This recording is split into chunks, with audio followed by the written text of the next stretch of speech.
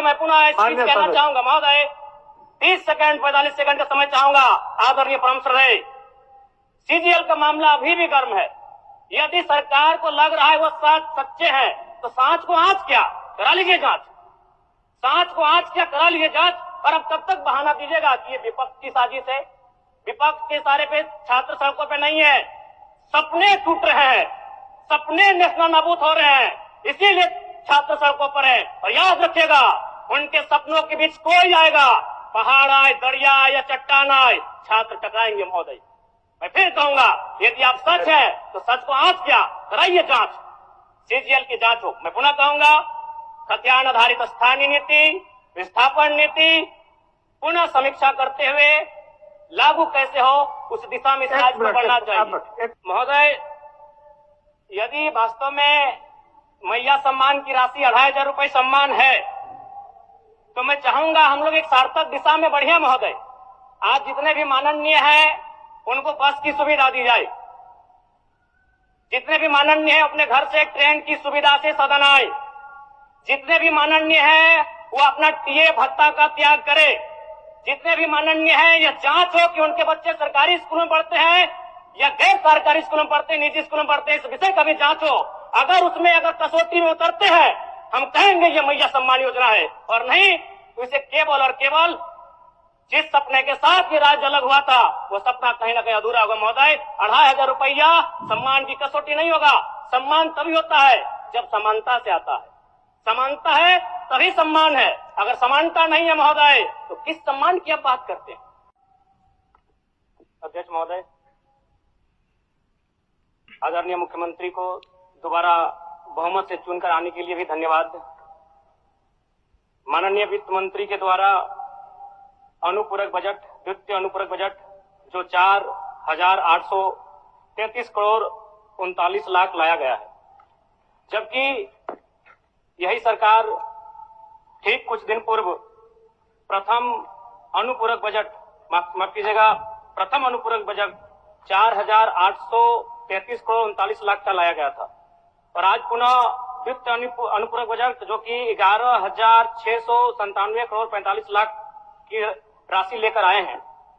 तो महोदय, जब पूर्व में हमारे पास जो निर्धारित राशि होती है और उन राशि को अगर हम खर्च नहीं कर पाते हैं तो फिर ऐसे बजट का एक दिशा का होना और राज्य की दिशा का अलग होना, कहीं ना कहीं इस चरितार्थ को हम लोग उदाहरण के रूप में प्रस्तुत करते हैं।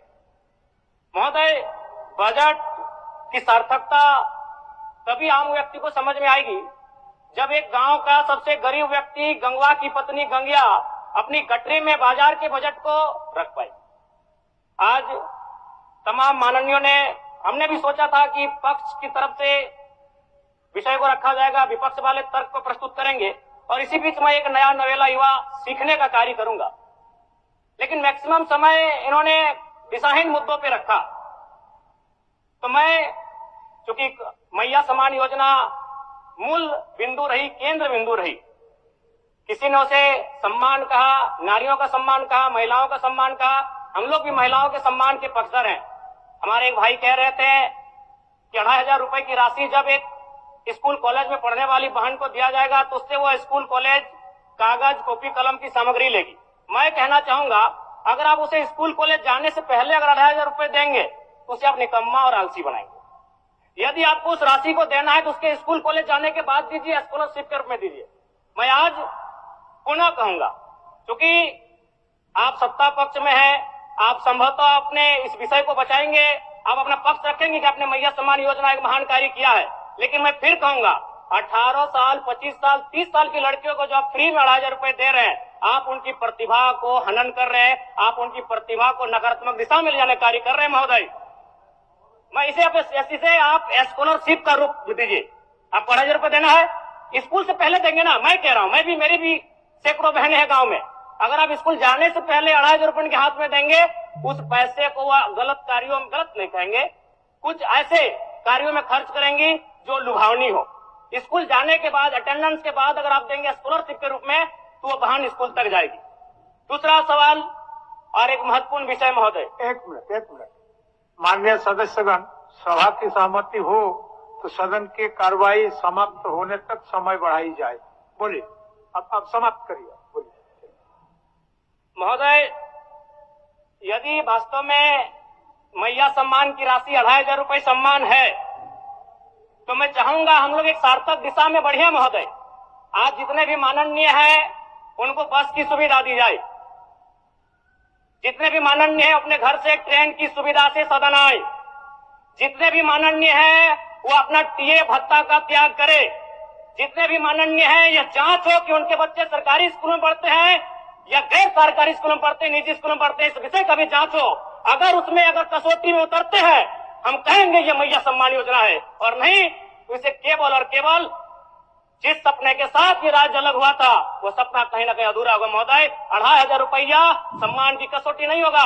सम्मान तभी होता है जब समानता से आता है, समानता है तभी सम्मान है। अगर समानता नहीं है महोदय तो किस सम्मान की आप बात करते हैं महोदय? मैं पुनः एक चीज कहना चाहूंगा महोदय, 30 सेकंड 45 सेकंड का समय चाहूंगा।